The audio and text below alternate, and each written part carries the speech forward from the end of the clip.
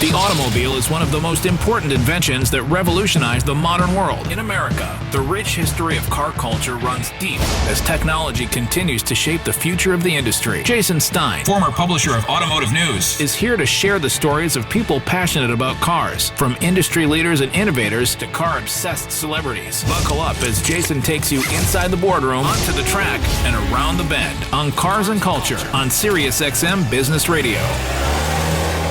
Welcome to episode 138 of Cars and Culture on SiriusXM. It's good to have you back listening again. I'm your host, Jason Stein. Just as quickly as it ended, Formula One is about to fire up its engines again. The racing, the energy, the excitement around the world, all of it roaring into the 2024 season, and with full momentum in the United States, a country that has been an enigma for years within F1. What is clear is that all the stops on the U.S. calendar now firmly hold a special place in the hearts of longtime fans and new fans to the sport. Nowhere is it hotter than in Miami. Incredibly, Miami is about to go into another installment, having managed through COVID complications, then a surge following that period, and now into the next iteration of the race, a go-to on the international calendar. And why not? The race location represents all of the elements that make a Formula One destination special. Could it be better than in Miami? Star power, a unique location, drivers and teams that fit the atmosphere for an international race. At the wheel is a longtime sports executive who has applied his own racing experience, sports know-how, and a hard-working edge to make it all better. Tyler Epp, president of the Formula One Miami, isn't from South Florida. He's from a small Midwest town with all of the gratitude and team-building principles to make the race a special spot on the calendar. Today, he talks about the success of last year's Miami Grand Prix and the future of the location. He gives us a glimpse into what's changing and where improvements will be made. Mostly, he tells his own unique story of how the kid from Kansas made it to the big leagues and now the global stage. What a ride it's been. What a ride to go. We talk all things 2024 F1 Miami as the curtain is about to drop on a new season in the sport that begins a month from now. Tyler Epp on Cars and Culture. Hi, I'm Tyler Epp, and this is Cars and Culture with Jason Stein. He's one of the fastest men in racing because he's part of one of the fastest, coolest, hottest circuits in America. And now he's on this program. I'm so happy to have you, Tyler. We're a long way from our first meeting in St. Petersburg with the first IndyCar race of the season last year. Here we are. Welcome in. Yeah, thanks for letting me join you, Jason. We're excited to join you. Yeah, of course. It's a pleasure to have you. You know, this race has been all the talk of the U.S., certainly globally, over the last couple of years. Now that we're at the end of the Formula One season, and I know it takes about a hot minute before it gets started again, but let's get your read on how you felt 2023 went. Not only from a Miami perspective, of course, we'll dive into that, but from a racing perspective. Look, I have to speak up for the fine men and women who pull the event off in Miami first and foremost, to come into a second year and pull off the event in many ways very successful for us. I'd have to start there and say we were very proud of the work that was done. We were proud of the impact on the community, and hopefully we left all of our key stakeholders walking away out of the Miami International Autodrome with experiences that hopefully they'll never forget. And I know we'll get a chance to talk more about that, but I would first and foremost, thank and applaud the efforts of the people here in Miami. Secondly, I think the season as a whole, it's been an interesting road for us as, fairly new members of the F1 fraternity or the F1 industry, I should say. We've been a quick study in terms of the differences between, historical American motorsport and what we're seeing globally. And certainly there are, from a product perspective, there's, different acceptance all over for what, a great season is. And I would tell you, we view it from our perspective as a great racing season. It's a historic season, and what Max and obviously the team at Red Bull did is historic. And we really just began to appreciate, what was happening there. We certainly heard all the comments about actually wins every race and all that, but goodness, Jason, I think to think about the quality of the car that Adrian and his team put together, and the leadership of Christian and his team and Jonathan and what they did, and obviously the quality of the individual that sits behind the wheel. It's historic, and we were thankful to be along for the ride, a small part of the ride. The F1 industry, I like the way you say that. It's funny, we've talked on this program before with a bunch of other Formula One individuals, Toto Wolff, Zach, and we talked about the expansion in the U.S. and the Stefano as well shared with us his view that there's really an opportunity here for America to gravitate toward the sport, which, of course, the diehards have been admiring for a very long period of time. But what are you seeing in terms of the American attitude and the emphasis toward the sport, the acceptance really of the sport? Yeah, look, I think there's two big points I would make, Jason, and I think as you've talked to the key movers in the sport, it's interesting to get their perspectives, right? Because some of them are coming at it from a very European perspective, some of them are coming at it globally, some of them are coming at it commercially. I think from our perspective, we certainly seen great interest in our race, and we continue to see great interest in the Grand Prix, via television ratings, via merchandise, via just general interest socially. Formula One does a nice job of giving us a lot of touch points and a lot of data on that. I think the interesting thing, and something that we've got to do a better job as a promoter, is working closely with Bobby in Austin and Renee in Las Vegas to make sure that we're working together to really define who that US F1 fan is. And what I mean by that is, we're all consumers. We all like to buy and consume products and services in a way that we want that consumed. And I think the thing that we've really learned in our other sports and entertainment businesses has been that it's critically important to be able to give our customer or our buyer or our partner what they want in the medium at which they want it, in a digestible way for them to make it easy to gain more traction, right? And so that's good for our business when we can figure that out. And I would tell you, we're still very early in that process, and we're working hard, just like the other two promoters in America are, and certainly maybe even North America, as we've had, built relationships with, our friends in Montreal and Mexico as well, had these same conversations.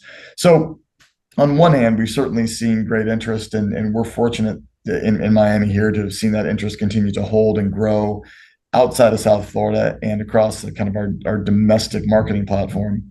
But also, I think it's incumbent upon those who are engaged and invested in the sport to make sure we understand who those people are and not group them into one big category of US F1 fans, because I don't think that's fair, and that's not how US consumers are generally used to being treated. They're generally treated in a way that it's very individualized, especially with the growth of the kind of e-commerce ecosystem. I was surprised to see that in the first year of the race, the Miami race, 60 to 70% of the fans attending were from South Florida. Yeah. Yeah, that was not something that I would have expected. Did that change at all this year?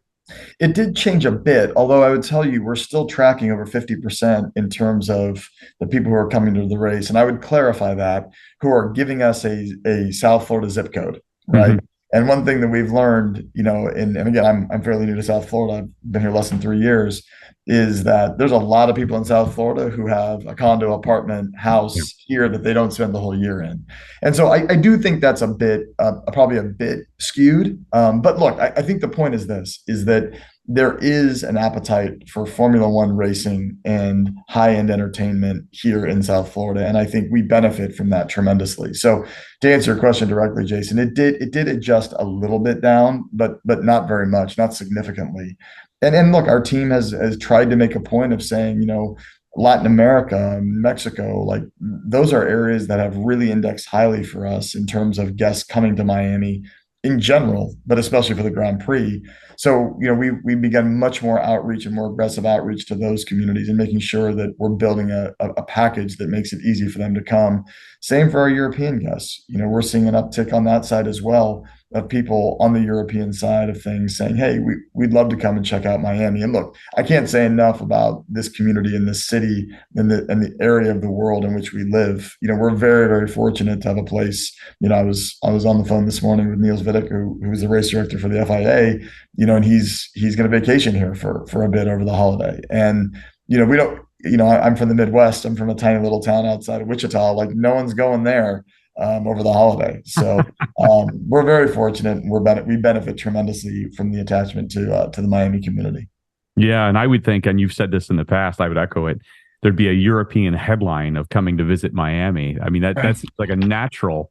Well, let's go to South Florida in May from Europe and really experience America and also racing that we love in a completely different environment. So I've got to believe that it's gonna skew, especially because you're combining a couple of different products as well. Because the NFL, of course, which you have a strong affiliation to, has made its move into Europe. There's a cross pollination there, right, Tyler? I think so. Look, I would tell you, my previous life, I worked for the Kansas City Chiefs, obviously the NFL team in Kansas City. And so I was part of a game in Mexico City. We were part of a game in London. And then I was fortunate enough for our owners, Steve Ross and then Tom Garfinkel, allowed me to join the team when the Dolphins, when they played in Frankfurt here about a month ago. And so I will say I have a bit of experience in watching the NFL, kind of go push their domestic barriers into Europe and Mexico as well. And look, I can't say enough about what that team does. They have consistently gotten better. They've consistently built a fan base there.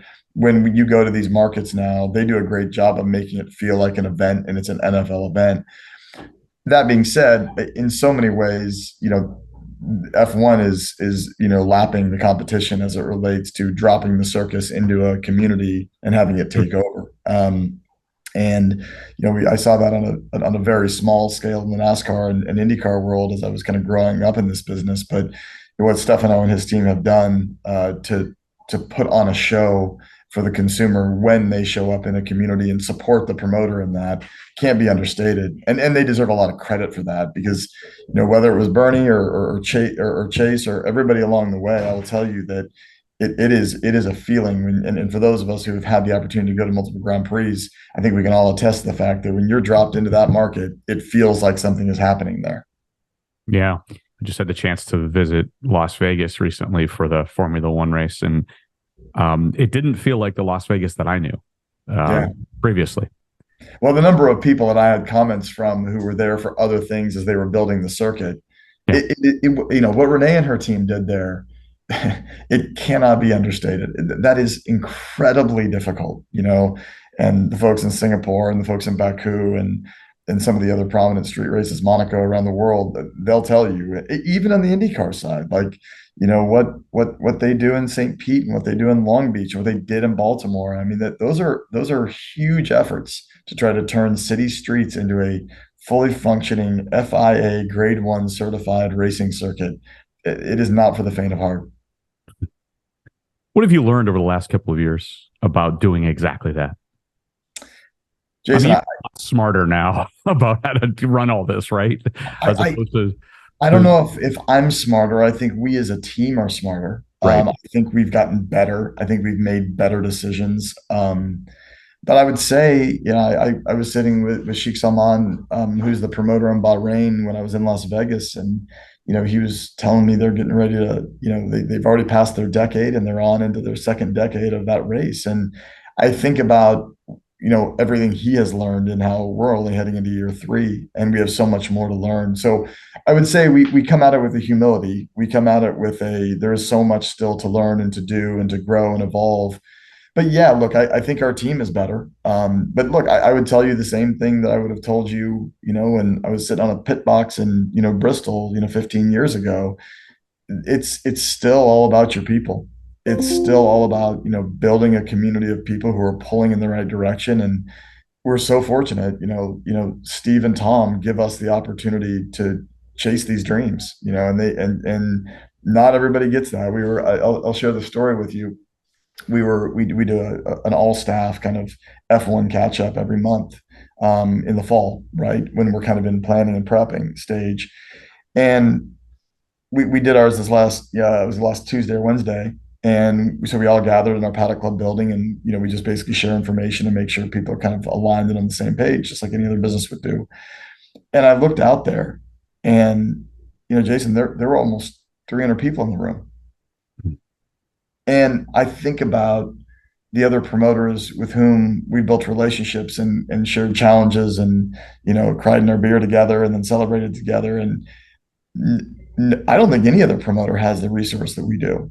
Right. And that's to Steve and Tom's credit for having a vision and really operating this as a shared service group. And, as football hopefully begins to wane here toward the end of January and hopefully finishing with the Super Bowl in February, we've got the cavalry is coming, right? First it kind of hits to our tennis business, and then, we get everybody on board to try to really help put this race together. And I can't say enough about that model and how much resource we have there.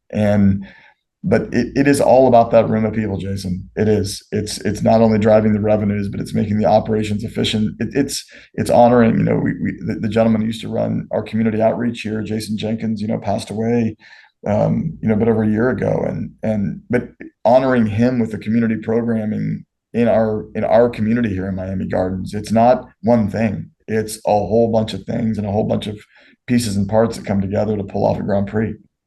You made so many changes, you and the team, in 23. One significant one was to pull people inside the football stadium and really create this garage atmosphere that's unlike anything that I've seen before. I've been at the Austin race, and it's very different than being in a football stadium where you have garage access. That was one of the major things that the team changed. In summation, now, having had a number of months to sit back and think about it, what did you like about what you did in 23 that you changed? Well, I'll tell you what I like the most is that the team was honest with each other, right? And there were areas that we did not deliver what we intended, and we were honest about it. We put our best people onto those areas, and we attacked. We didn't sit and hope and worry and explain away and just hope it got better, because it's easy to do, right? It's easy to say, well, we can't do this, we can't do this, we can't do this, so I guess we're just going to have to leave it. That's not in our DNA here. I'll come back to it again. Like, to have Steve Ross and Tom Garfinkel behind us, they allow us to think like that, right? They allow us the opportunity to go in and attack a problem and not just sit idly by. So I can't say enough about those guys to allow us to do what we do. But I was really proud of the team for attacking an area of opportunity and making it better. The other thing I would say about it is I think when promoters build, in general, when promoters build these Grand Prix, right, we all think about our key stakeholders, and they're different, right, in every situation. Some of them are very heavily governmental, like in the Middle East, you've got different challenges with royalty and different investment groups, and we certainly don't have that here, but we have our kind of group of key stakeholders. And I would tell you that there were 3 areas that we did not do a good job delivering in year one, right? We didn't take good enough care of the teams.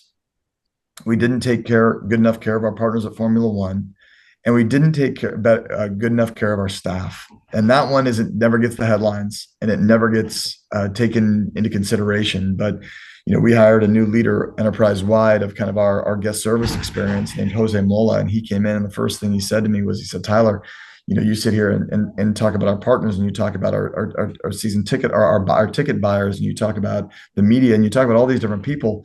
You're not talking about the 10,000 people who pull this thing off. You have to give them more attention. And that is a common thread across the world. When we talk to other promoters, is you're only as good as the person who's standing, scanning a ticket, or you're only as good at the person who's handing the person, the drink that they just bought. And so credit to Jose, but I think we made some improvements there. But very proud of the team for attacking the things that didn't go well. Gabby Alexin is somebody who will never get named in an article, but it was absolutely her execution of the paddock and that process that really pulled it together. So very proud of what was put together. And look, we've got improvements we got to make, year over year, and we're going to do those and make it even better next year.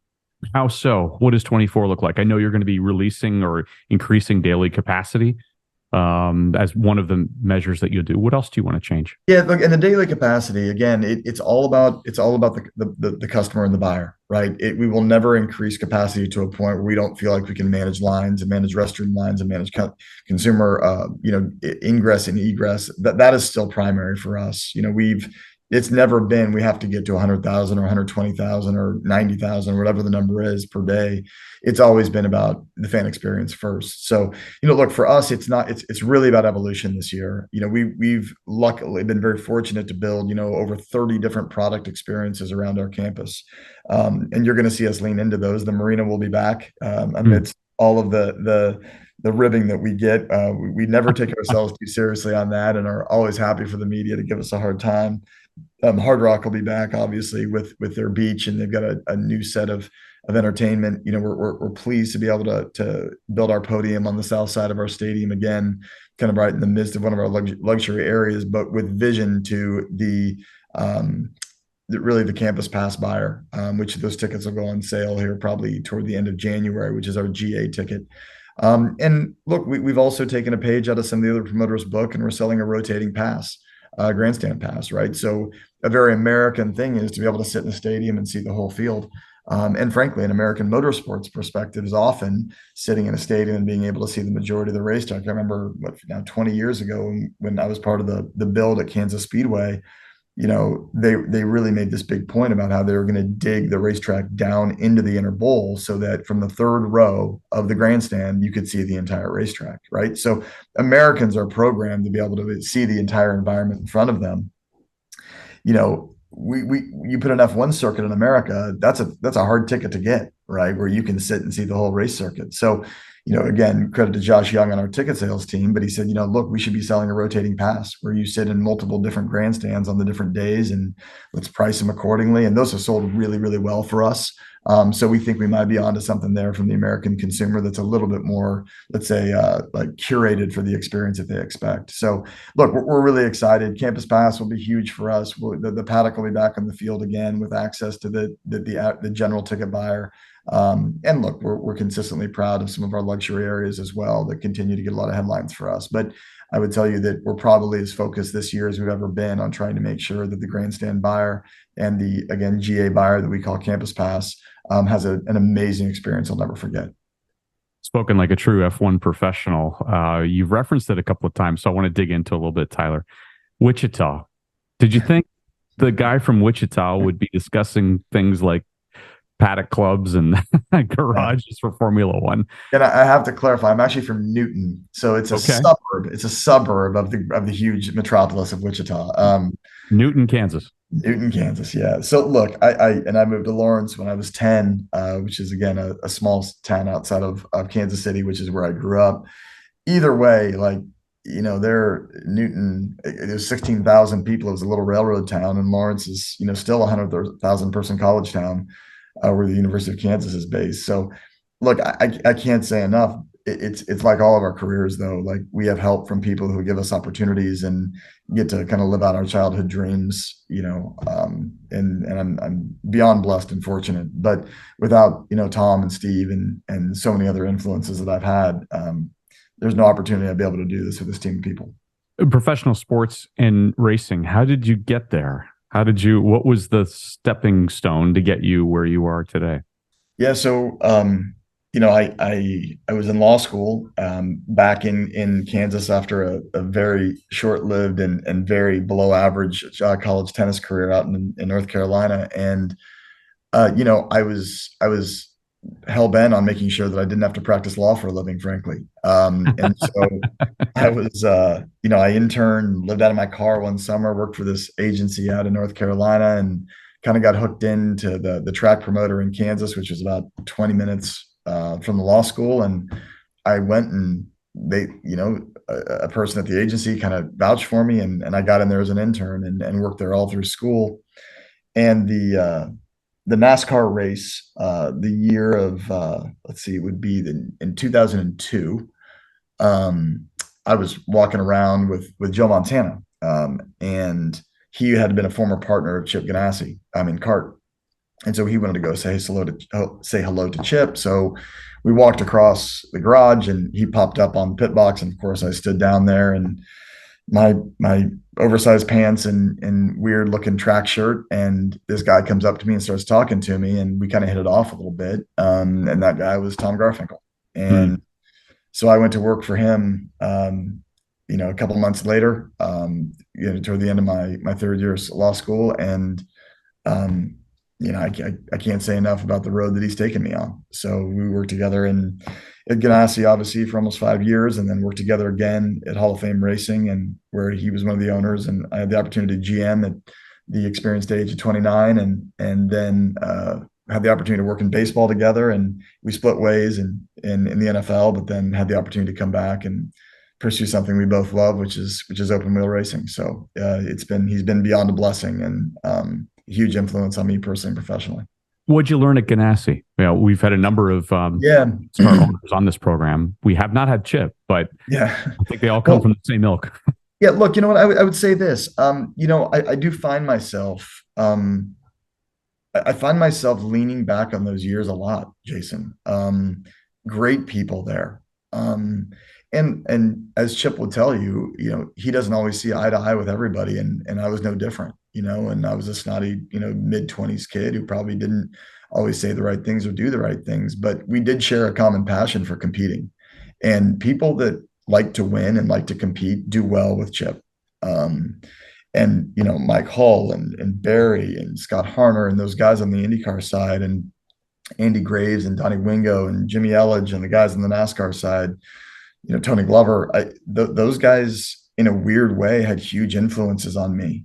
I spent a lot of time, sitting in haulers and leaning on tires and learning kind of life lessons. I remember a long conversation one afternoon with JD Gibbs about why he does what he does and the influence of his dad and how he manages his family and being on the road. Like those are days I can't, I wouldn't replace with anything. And look, Chip made that possible for me personally. I got to travel the country, and which I thought was like the greatest thing in the world. And I got to be a part of a competitive environment and learn some good lessons and some not good lessons. But the one thing that sticks with me mostly about Chip is his will. He wills things to happen, and he was very inspiring in that way. And to this day, there's arguably nobody is successful in American open wheel racing, with maybe one exception, which we all know who that might be. But he would shudder at that. But goodness sakes, to his credit, he taught me from the very beginning, it's all about getting the right people and then getting them all pulling in the right direction. I know it sounds simple, but it's hard to do, especially at a race team level. Yeah. And how about the transition into pro sports and baseball and football? How easy and or difficult was that for you? What'd you learn? Yeah, gosh, it feels like so long ago. It has never felt that different to me. Culturally, for sure it is. Your lifestyle is different. But I would tell you that the constructs of the businesses really aren't that much different. You lean into certain areas more, certainly in a race team environment. You don't have as many revenue streams, and you're very dependent upon your partnerships and that sponsorship revenue. Certainly, you get into baseball and football, you have more levers to pull. But the one thing that I would say about the racing business in general, and this has been specific, whether it was stock cars or open wheel or even sports cars that we started kind of at the end of my tenure with Chip, it's much more entrepreneurial. Right. There's more space to play. Now you can hang yourself with that news too, but there's so much more space to play. And we talk about this all the time with our partners, and our team of the Dolphins does a fantastic job delivering value, to our partners. But I would still say that we can do so much more creative work in the motorsports environment. And I do think that's why you see some really long-term investments, not just in F1, but across the motorsports landscape, which, for most of us is our lifeblood. And that is different. And so I would say that learning that skill set, amongst kind of the organizations I worked with Tom in or for Tom in, really has made me better today. Right. And it's made me probably try to create value in different ways. That's maybe a bit different than I would have if I kind of the last, 25 years in motorsport only. So where you fall short, though, when you jump from sport to sport a bit is, those long-term relationships and those guys or gals that you've been sitting with for 20 years or that you raced here with and now you're racing here. I don't have those stories, right? So I've got to be a bit of a quick study, and it forces us to make sure we're very authentic and transparent early so that people understand, like, we are what we are and we're going to say what we do. Is there a difference in culture between the racing world and I'll just lump them together, but the baseball NFL world? Yeah, like all the racing people call it stick and ball, right? So it's like Right. the stick and Right. ball versus yeah. I do think there is. I mean, I do think there's a different person that's willing to give up the time. And really it's a big personal choice. Like I can tell you after, 8 years in the NFL or a little over 8.5 years in the NFL, you can live a balanced existence there. Now, you work hard. Like our team works hard at the Dolphins, but they But work you're not hard. going to Bahrain. Right, right. They work hard locally for the most part. Not Yeah. everybody. Certainly, Yeah. everybody, like the team itself and the support staff, certainly travels to all the away games. And it does start to grind. I can testify, but it's different than jumping on planes 36 times a year like the NASCAR guys do, or 24 times a year all over the world like the Formula One community does. And I do think it takes a different person. And if you don't get up, and I used to always say this, right? If you don't get up on either qualifying day or race day, and you don't have a little bit of adrenaline pumping, you're doing the wrong thing, and it's time Yeah. for you to go home, right? And to this day, I still love race day. It's funny. I've got a good friend who always gives me a hard time because when we were doing the Hall of Fame thing, we had more cars than there were spots, right? So we had 46, 48 cars that were trying to qualify back in the heyday in NASCAR. And we were one of those cars on the cusp. We were a small team, small budget, trying to work with Gibbs to try to find the right package. And every Friday, like I would get like physically ill, right? Because it was qualifying day, right? And the difference for our business in making the race and not making the race is, almost catastrophic. And so I think that's probably just a bit of a different DNA set than maybe kind of our stick and ball partners. But I would tell you here, we've been able to see, we feel very supportive. Those of us who spend all of our time on F1, I think I can speak for the group that we feel incredibly supported by kind of our partners and the rest of the team who spend time also on tennis and events and football. And so I do think there's a common place that we all share, whether it's putting on great events or whether it's just wanting to compete and execute at a high level. But I do think there's a bit of a different DNA in someone who's willing to, go out and, get to the racetrack at 9 a.m. for a 2:15, green flag. Right. Your time with the Chiefs, I mean, it must be remarkable now to look back on the success of the team. It just continues, and the Hunt family and everything that they've done to build that enterprise. What's the culture of that team like? Yeah, again, I mean, I've been blessed, right? I mean, I had an incredible experience with Chip and multiple other experiences with different owners, and then I land, back home and the team I grew up cheering for, and the Hunt family, right? And I wasn't lucky enough to know Lamar. He passed before I got there, but that family, that is certainly kind of patriarch now by Clark, but Dan and Sharon and Lamar Jr., it's just a special group of people. They are so committed to the Kansas City community. They're committed to their employees. They're committed to the players. They're committed to the coaching staff. They are a treasure, and they look at that team as a community asset. They really do, and you feel it when you walk into that building. I was back for Thanksgiving home, and again, we still have great friends within that organization. And Brett Veach invited us out, who's the GM there, to go to the game, and like it's just a different environment. And what we have here at Hard Rock Stadium, and last night was Monday Night Football, and this place was live. And it's part of the great things about the NFL. Like every stadium has a little bit of a different feel, and Hard Rock was amazing last night. But Arrowhead on the Thanksgiving game was also amazing, and part of that is just the community that really puts their arms around these teams and through thick and thin is kind of there for them. So great family, learned a ton, huge education on, what really community marketing is. They do it as well as anybody in the National Football League for sure. And certainly a great ride with, Coach Reed and Pat and the rest of the guys. They made it a lot of fun for us. And Taylor Swift. I mean, you're leading the biggest name. Yes, of course. You can't build that kind of marketing, Tyler. If I could have built that, I would have. Trust me. It's interesting when we had Tom on to talk about the evolution of the race and even even to the evolution of the entire enterprise that you just alluded to with tennis and football and racing and everything else. What was your reaction when he asked you to join and you were going to take on what is arguably one of the biggest, well, certainly globally one of the biggest circuits, but growing substantially here in America? Well, to provide just a bit of context, during COVID, my wife and I bought about 82-year-old house, and around the corner from where I grew up, and we started renovating it, and that took about a year. And so Tom called. I think it was a week or so before. No, it was maybe 2 or 3 weeks before we moved in, and then we moved in to the new house. And that week we decided to go to Miami. So, Wow. Look, So much for the renovation. yeah, but it turned out great. And my wife did a wonderful job. I did very little, but we're very happy with it.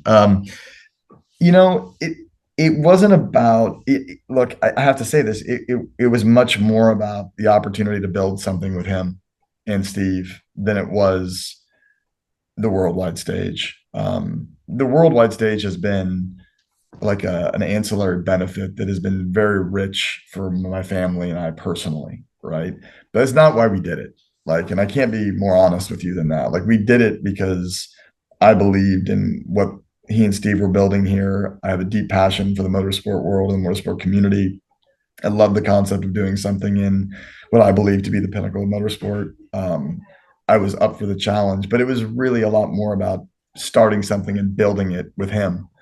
And look, one guy that has to get some credit here, Richard Cregan, who is kind of a historic promoter, had, a couple decades with Toyota Motorsport, and then was basically built Abu Dhabi from scratch, was involved in the Russian races, and then was Tom's first hire on this race here.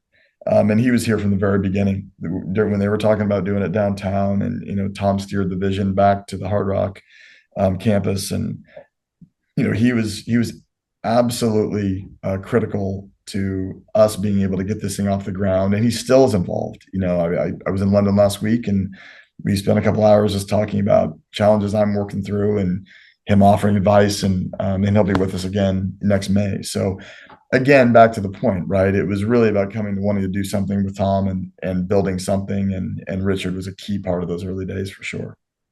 So when you think about renovating the house and you're now leaving Kansas and you're going to go to Miami, and now fast forward to where we are today, your life's completely different, isn't it, Tyler? I mean, maybe the city is, the experiences have been different. Yeah, I'll say that. I've seen a lot more of the world in the last 2.5 years than I had in the previous 2.5. I'll say that for sure. Yeah, it's not Newton anymore. It is not Newton. I can tell you that. It's right. Look. I think we're all products of this, right? I can't. My wife is she's my best friend. She's my support system. I'm hers, I hope. Although it feels like she's supporting me a lot more generally, but she's so strong. She was the driver for us to come do this. She believes that it was the right thing for us and our family. And my kids they're 10 and 8 now, and they love South Florida. We love living here. We love being a part of this community. It's so rich. It's diverse. It's culturally different foods and experiences that we get to have. And, it's not bad to, be standing out, 2 nights ago at a Little League game at, 6 o'clock in the evening, and it's 84 degrees. It's not too bad. Right. So, look, I think, I'm truthfully I'm a Midwestern guy at heart. I'm still the kid who was sweeping the garage out, listening to the Indy 500, and, that's still, I think, my DNA. But, our family has really loved this adventure, and that's how we look at it. And F1 and this organization has been an absolute blessing to us. A few final things on the race as we get ready for next May. There's been a lot of talk, and I know you've responded, but you can respond on this program for the first time, about turning this into a night race. Yeah. Now, no plans? Not for this year. So 2024 will not be a night race. We are open to it. Tom is continuously challenging us to do things better, bigger, and frankly, make it a great experience for the fans, right? Like if we don't have that first, everything else will fall down. So look, I mean, what the F1 team has done in Vegas and what they've done in Singapore, what they're gonna do in Bahrain and Jeddah next year with those night races. I mean, I think they've just done an excellent job putting those shows together, and at night those cars just take on a whole different mythology. So is it something we're looking at? We will always consider it. We had long conversations about it last summer, and we just decided moving into this year that we're not going to do a night race. We're going to evolve, and we will take another hard look at it come next summer. And if it's the right thing for our fan base and our key stakeholders, we'll, like we always do, we'll attack it and do everything we can to make sure that it's the best possible experience. What can the future of this race look like if you think about the vision of just making it more interesting and bigger, not necessarily bigger? Because I know you've said this is not a volume play for you, right? It isn't. It is. I can't be more honest about it, right? That is not what we're held to. I don't have to go in and give Tom and Steve reports about how many people are coming or how many people came. Right. Certainly, we want to make sure that it's a spectacle and it's big and it's exciting and it's international and.